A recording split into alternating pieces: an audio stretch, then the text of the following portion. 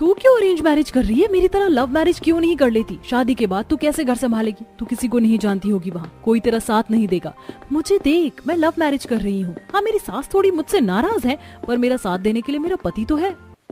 ईशा, अब मैं क्या ही कर सकती हूँ, रिश्ता तय हो चुका है, अब तो मैं उसी से शादी करूंगी। मेरे माता पिता ने कुछ सोच समझ कर ही वो रिश्ता तय किया होगा। इतना बोलकर दोनों दोस्त सब्जी लेकर घर जाते हैं और बहुत जल्द उन दोनों की शादी एक ही मोहल्ले में हो जाती है। क्योंकि ईशा का ससुराल अमीर था, इसलिए उसका 2 मंजिल का मकान था, तो वहीं गरीब काव्या का छोटा सा घर था जिसमें एक कमरा और उसी में छोटा सा किचन था। शादी के बाद दोनों ही सहेलियों के एक साथ पहली रसोई होती है। माँ जी, आज मैंने पहली रसोई में दाल मखनी, नान, कढ़ाई और पनीर बनाया है।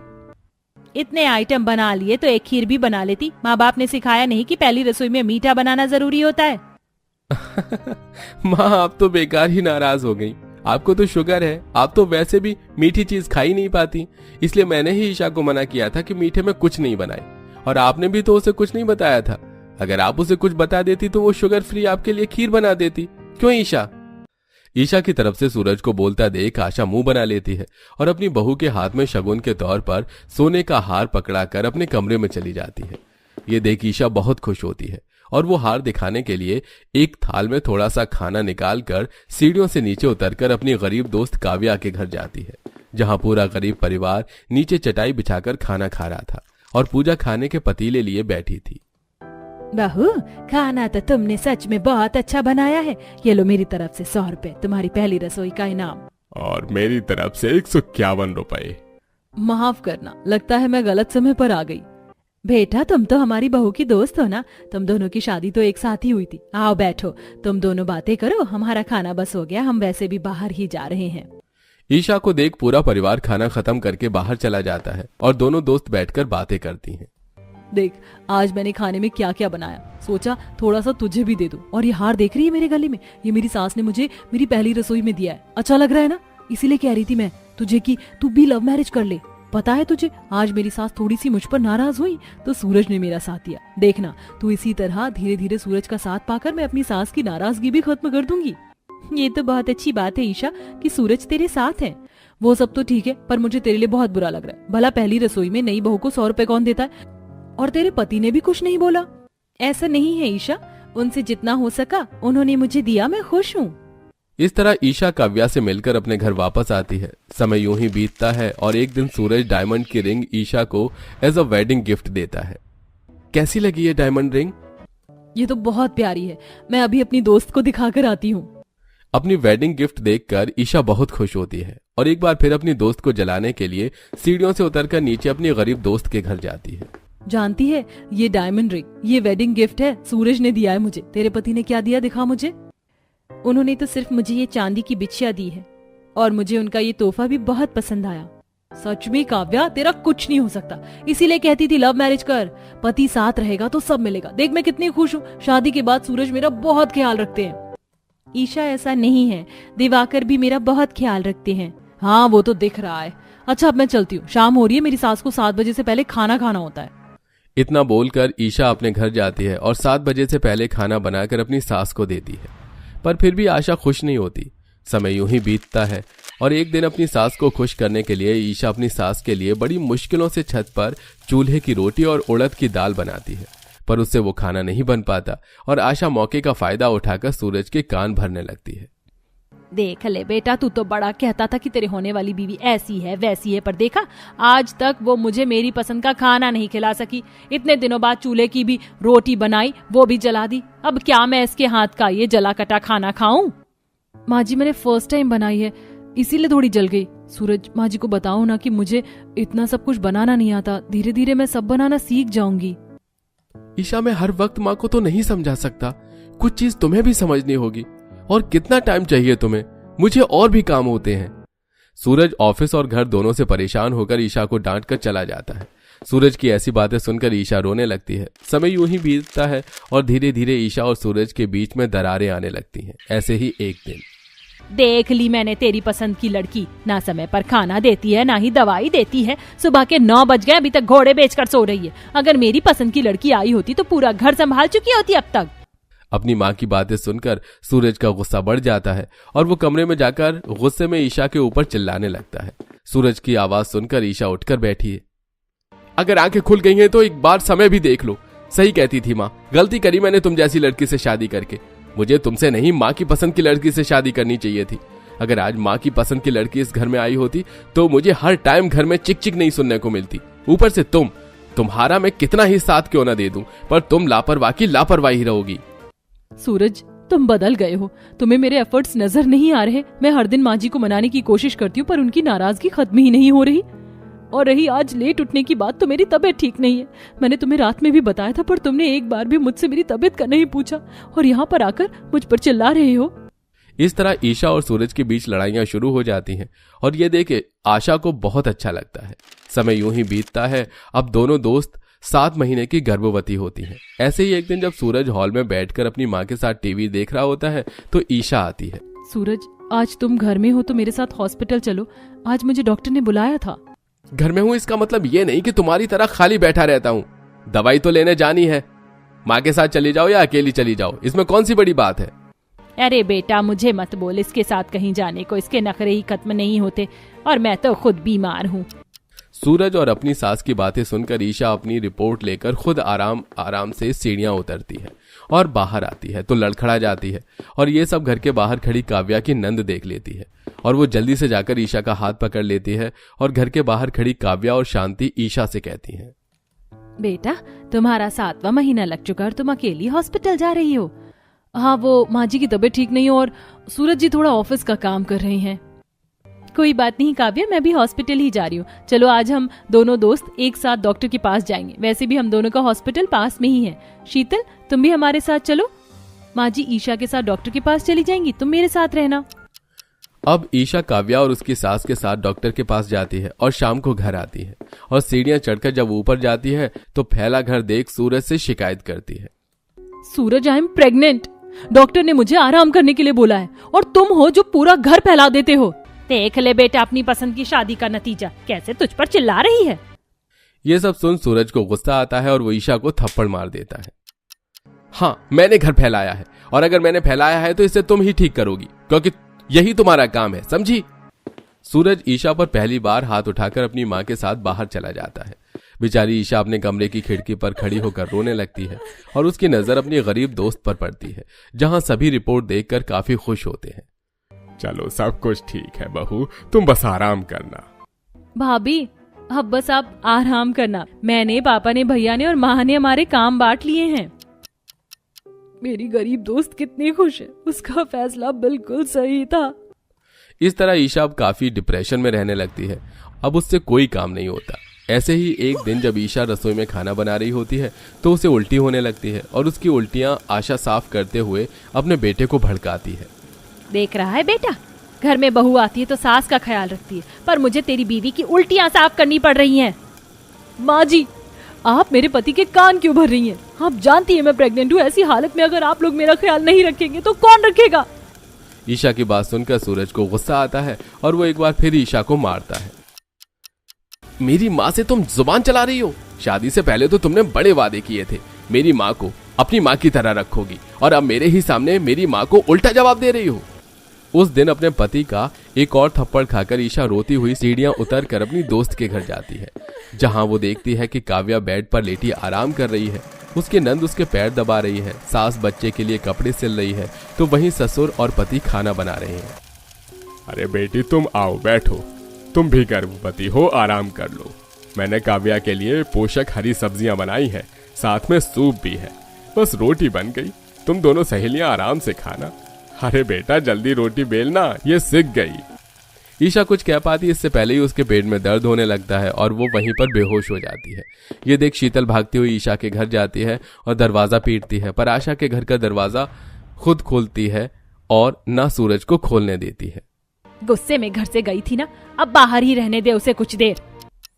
दरवाजा न खोलने पर शीतल अपने घर जाती है और विनोद अपनी फैमिली के साथ ईशा को अस्पताल ले जाता है, पर डॉक्टर ईशा के बच्चे को नहीं बचा पाता और कुछ देर बाद जब सूरज और आशा को इस बारे में पता चलता है तो वो रोते हुए अस्पताल आते हैं और ईशा से माफी मांगते हैं। अब क्यों माफी मांग रहे हैं आप? मैंने अपना बच्चा आप दोनों की वजह से खोया है। आप दोनों ने कभी मेरा ख्याल नहीं रखा, मुझ पर हाथ उठाया।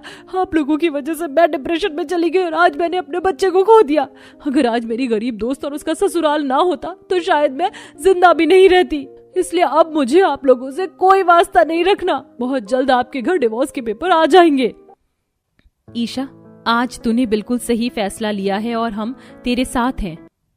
उस दिन काव्या अपनी दोस्त का पूरा साथ देती है और बहुत जल्द काव्या अपने पति से तलाक लेकर अपनी नई जिंदगी की नई शुरुआत करती है। अब आएगा मजा। अब हो गई ना मेरी बेटी की शादी, अब आराम से उसके बाप के पैसे पर ऐश करूंगी। अब ये सारा पैसा मेरा। तभी वहां पर दिव्यांशी आती है, जिसकी आहट सुन सुषमा पैसों को ड्रेसिंग टेबल के अंदर रख देती है।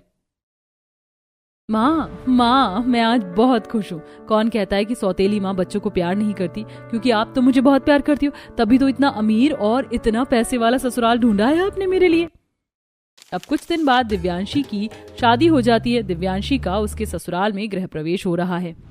आओ बहू रानी, घर के अंदर आओ। अगले दिन सुबह दिव्यांशी अपनी पहली रसोई का खाना बनाकर अपने पूरे ससुराल वालों को खिलाती है। दिव्यांशी, खाना तो तुमने बहुत ही लजीज बनाया है, लेकिन ये सब तुम्हें करने की कोई जरूरत नहीं थी। घर में काफी नौकर हैं जो घर का सारा काम बहुत आराम से संभाल लेते हैं। अब दिव्यांशी अपने पैसे वाले ससुराल में बहुत अच्छी जिंदगी गुजार रही थी। उसे अपने पैसे वाले ससुराल में किसी भी चीज की कोई कमी नहीं थी। ऐसे ही कई दिन गुजरते हैं, तभी एक दिन। बहुत दिन हो गए हैं सुषमा, तुम्हें नहीं लगता कि हमें एक बार दिव्यांशी के ससुराल जाकर उससे मिलना चाहिए? इस बुढ़े को भी ना पानी की तरह बस पैसा बहाना आता है। अब फालतू में अपनी बेटी के यहाँ जाएगा और ना जाने कितने पैसे उस पर उड़ा देगा। हाँ, सोच तो मैं अभी रही थी कई दिनों से कि अपनी बेटी से मिल लूं। अब सुषमा और रामवीर दिव्यांशी के ससुराल पहुंचते हैं। दिव्यांशी दरवाजा खोलती है। मम्मी पापा, आप यहाँ? बहुत अच्छा सरप्राइज दिया है आपने, चलिए अंदर आ जाइए। अब सुषमा जैसे ही घर के अंदर घुसती है कि दिव्यांशी के आलिशान ससुराल को देखकर सुषमा की आंखें फटी की फटी रह जाती हैं। वाह बेटी, इतना आलिशान घर, मजे मजे में तो मेरी बेटी को लगता है कुछ ज्यादा ही पैसे वाला ससुराल मिल गया है। तभी सुषमा की नजर हर्ष पर जाती है, जहां हर्ष नौकरों को ढेर सारे नोटों की गड्डी दे रहा था।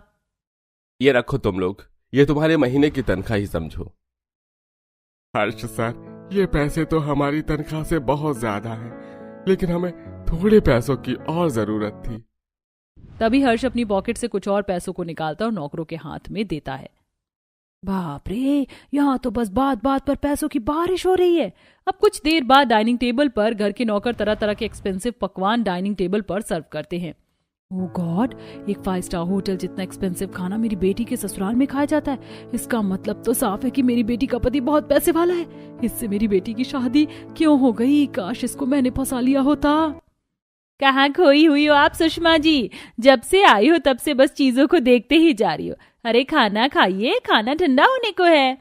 कुछ देर बाद मेहरा परिवार के सभी सदस्य खाना खाकर अपने अपने बेडरूम में आराम करने चले जाते, जहां सुषमा खुद से बातें करते हुए कह रही थी, मेरी बेटी का पति जितना टॉल एंड स्मार्ट है उतना ही ज्यादा पैसे वाला है। अब टाइम आ गया है कि मैं अपने प्यार का जाल अपनी बेटी के पति पर फैला दूं, ताकि ये सारा पैसा मेरे नाम हो जाए। अगले दिन सुबह जब रामवीर अपनी बेटी के ससुराल से जाने की बात कर रहा था, वहीं सुषमा, अरे आप जाइए, आपको अपना बिजनेस संभालना होता है, मुझे थोड़ी। मैं अभी अपनी बेटी के ससुराल में थोड़े दिन और रुकूंगी। हाँ, क्यों नहीं माँ। हाँ सुषमा जी, आप इसे अपना ही घर समझिए। आपका जब तक मन है आप तब तक यहाँ रुक सकती हैं। रामवीर सुषमा को छोड़ वहां से चला जाता है। दिव्यांशी, मैं क्या सोच रहा था कि तुम सासू माँ के साथ शॉपिंग मॉल चले जाओ। ये लो, ये कुछ 40-50 हजार रुपए और ये क्रेडिट कार्ड है, इससे तुम अनलिमिटेड शॉपिंग कर सकते हो। इतने सारे पैसे देखकर कहीं मैं पागल ना हो जाऊं। अरे वाह, ये तो बहुत ही अच्छा प्लान है दामाद जी। अब दिव्यांशी अपनी माँ के साथ मॉल में शॉपिंग करने जाती है और शाम को शॉपिंग करके घर लौटती है। अरे तुम लोग आ गए। ये देखो, मैंने ये डायमंड का हार तुम्हारे और सासू माँ के लिए लिया है। बाप रे, डायमंड का हार, ये तो बहुत एक्सपेंसिव होगा ना दामाद जी?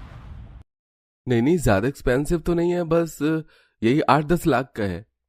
क्या 8-10 लाख आपने एक झटके में खर्च कर दिया? तभी सुषमा अपनी गंदी नियत से कहती है, एक काम करिए ना दामाद जी, इस हार को आप ही अपने हाथ से पहना दीजिए। हर्ष हार को पहनाने लगता है। दिव्यांशी को थोड़ा अजीब फील होता है। तभी उस रात जब दिव्यांशी अपने पति के साथ अपने बेडरूम में सो रही होती है कि तभी सुषमा वहां पर शॉर्ट नाइटी पहनकर उसके कमरे में आती है। क्या हुआ माँ, आप यहाँ इस वक्त? अब वो दिव्यांशी, मेरे कमरे का एसी ठीक तरीके से काम नहीं कर रहा है, तो क्या मैं तुम्हारे कमरे में सो सकती हूँ? हाँ माँ, आइए ना, आराम कर लीजिए। अब दिव्यांशी सुबह उठकर कमरे से बाहर चली जाती है, जिसका फायदा उठाते हुए सुषमा हर्ष के शरीर पर हाथ फेरने लगती है। तभी हर्ष नींद से उठ जाता है। उठ गए दामाद जी, और बताइए कैसी नींद आई आपको रात में? तभी हर्ष सुषमा को गले से लगाते हुए कहता है, और कब तक ऐसे ही डोरे डालती रहोगी सासू माँ? मैं जानता हूँ कि आप मेरे नजदीक आना चाहती हैं, लेकिन अब मुझे भी ये चीजें अच्छी लगने लगी हैं। आपका इस तरह मेरे नजदीक आना मुझे पागल कर देता है। अब सुषमा अपनी गंदी नीयत के साथ अपनी बेटी के पति को फंसा लेती है। तभी एक दिन, हर्ष, मैं और दिव्यांशी जरा घर का सामान लेने बाहर जा रहे हैं, तो तुम अपनी सासू माँ के साथ घर पर आराम से रहना। हाँ क्यों नहीं, आप आराम से जाइए, मैं हर्ष का बहुत अच्छे से ख्याल रखूंगी। अब कुछ देर बाद दिव्यांशी मार्केट से अपनी सास के साथ घर लौटती है। दिव्यांशी दरवाजे को खटखटाती है, लेकिन कोई गेट नहीं खोलता। पता नहीं क्या हो गया, कोई दरवाजा क्यों नहीं खोल रहा है? रुकिए माँ, आप घबराइए मत, मेरे पास एक ऑल्टरनेट की है, मैं गेट खोलती हूँ। दिव्यांशी गेट खोलकर घर के अंदर घुसती है, जहां वो देखती है कि सोफे पर उसकी माँ और उसका पति हर्ष, उन दोनों ने एक दूसरे को बाहों में भर रखा है। हर्ष, ये सब क्या है? दूर हटो मेरी माँ से। चुप करो दिव्यांशी, तुम्हारी माँ अब मेरी गर्लफ्रेंड और होने वाली पत्नी है। मैं इनको बाहों में भरूं या इनके साथ कुछ भी करूं, तुम बोलने वाली कोई नहीं होती हो। ये सब क्या है समधन जी? तुम्हें अपनी उम्र का जरा भी लिहाज नहीं है जो मेरे बेटे के साथ रंगरलियां मना रही हो? जो बोलना है बोलिए, लेकिन अब ये दिव्यांशी का नहीं मेरा पति है, और जल्दी हम शादी भी कर लेंगे। मुझे तो आप दोनों की नीयत पहले से ही खराब लग रही थी, और आज सच सामने आ ही गया। और हर्ष मेहरा, तुम, बहुत हो गया तुम्हारा। अब मैं तुम्हें बताऊंगी कि एक्स्ट्रा मैरिटल अफेयर क्या होता है। और माँ, आपने तो साबित कर ही दिया कि पैसा देखकर कैसे आप अपनी ही बेटी की सौतन बन गई। अब ऐसे ही कुछ दिन गुजरते हैं। तभी एक दिन दिव्यांशी वेस्टर्न क्लोथ्स पहनकर हाथ में बियर की बोतल लेकर एक लड़के के साथ सड़क पर घूम रही थी। तभी वहां से कार में हर्ष गुजरता है, जिसकी नजर दिव्यांशी पर पड़ती है, और वो कार से बाहर निकलकर उसके पास जाता है। ये सब क्या है दिव्यांशी? ये कैसे कपड़े पहने हुए हैं तुमने? और ये लड़का कौन है तुम्हारे साथ?